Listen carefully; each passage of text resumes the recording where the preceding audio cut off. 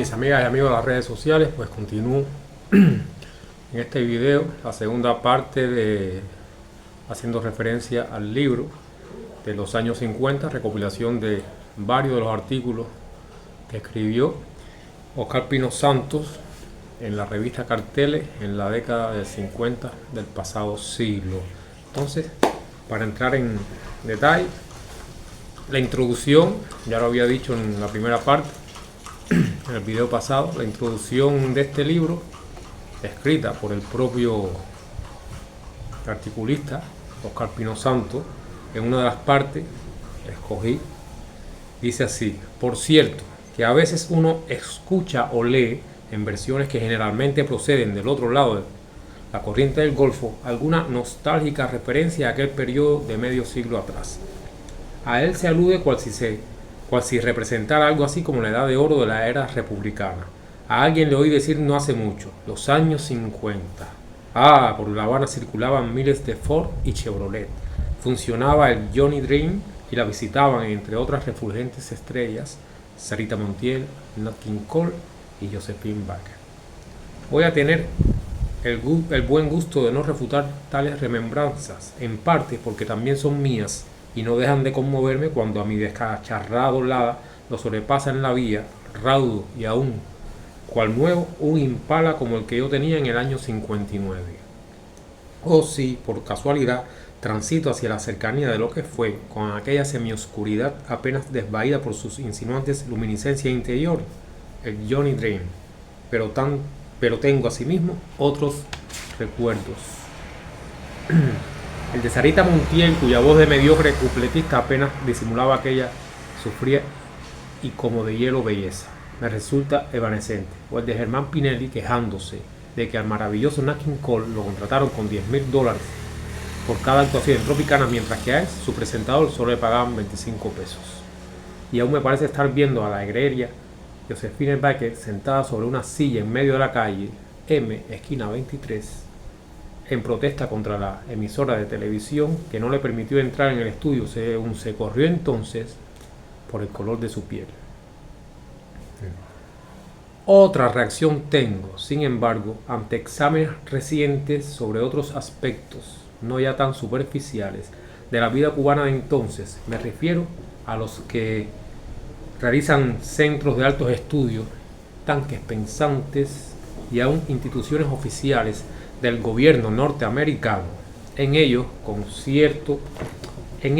con apoyo de ciertas manipulaciones estadísticas, se alude a una Cuba en los 50 sin mayores problemas socioeconómicos, cada vez más próspera y a la vanguardia del desarrollo en América Latina.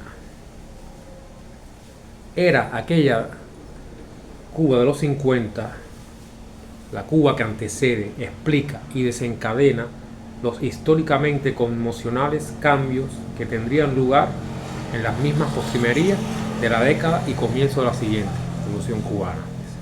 Los trabajos incluidos en esta obra, escritos en aquel periodo contemporáneamente a los hechos, reflejando en vivo la realidad del país y con datos y testimonios tan abrumadores como infalsificables, demuestran sin lugar a dudas la falacia de esas interpretaciones.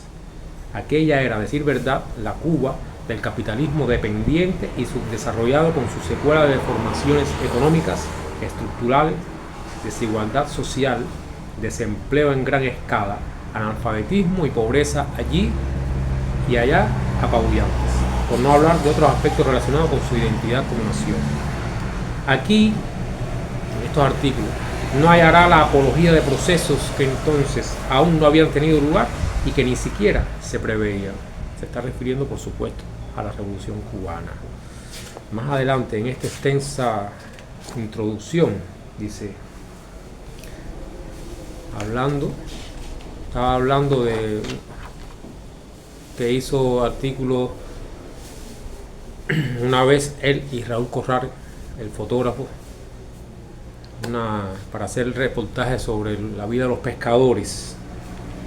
Dice que ya iban con los mismos pescadores en los barquitos que tenían y que al final terminaba aquella elemental contabilidad. Él sacó la cuenta de lo que el pescador había pescado a cómo lo vendería, cuánto le había costado todo la inversión para poder pescar. Dice, en cierta ocasión, al terminar aquella elemental contabilidad, los víveres, el hielo, ya los ingresos posibles, le dije a Juan, el pescador, oye, pero si a ti apenas te quedan unos centavos luego de estos pagos. Claro, por eso es que uno nunca sale de esta miseria. Eso eran los pescadores de la Cuba antes del triunfo de la revolución.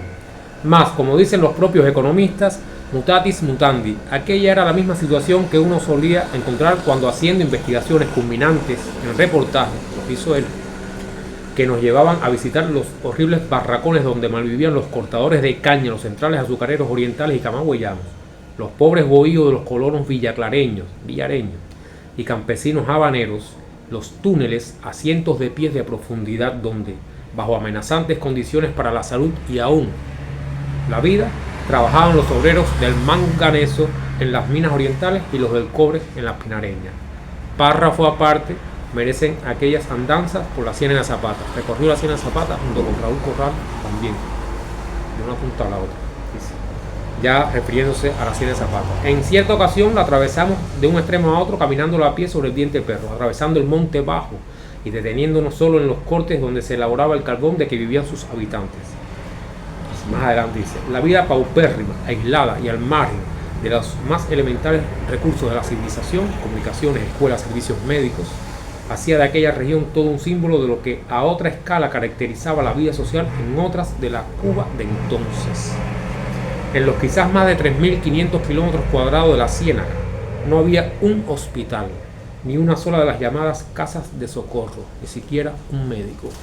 Y más adelante relata, lo vivió él en carne propia, desandando por la Ciénaga, iba en uno de los botes esos que llevaban sacos de carbón por los canales hechos por el hombre, y llevaban una pareja, un matrimonio, la mujer, el hombre y un niño de meses que estaba gravemente enfermo. Y el hombre, dice, prácticamente no hablaba, el dueño del barco, el que llevaba la mercancía, prácticamente no hablaba. Y eso iba lento. Y en un momento el hombre deja a las personas, a ellos, en un lugar y se va hacia otra parte. Y cuando regresa, sin los sacos de carbón, para ir a más velocidad. El fin de esta triste historia fue el fin de lo que el desenlace de lo que ocurría. Era la costumbre en la Ciénaga de Zapata. El niño murió.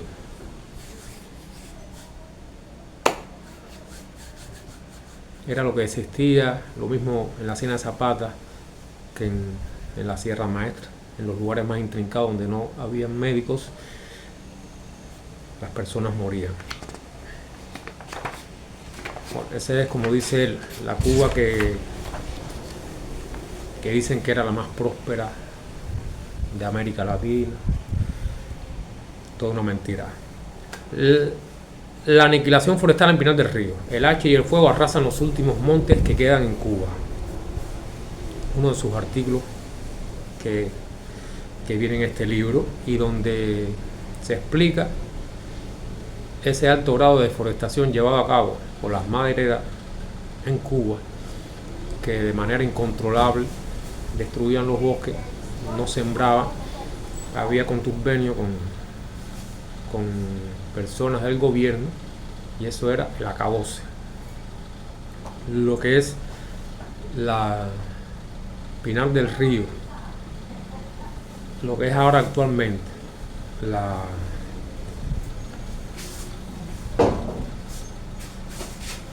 zonas protegidas, reserva de la biosfera. Bueno, pues él lo recorrió, la Sierra de los Órganos, y prácticamente ya no quedaba nada.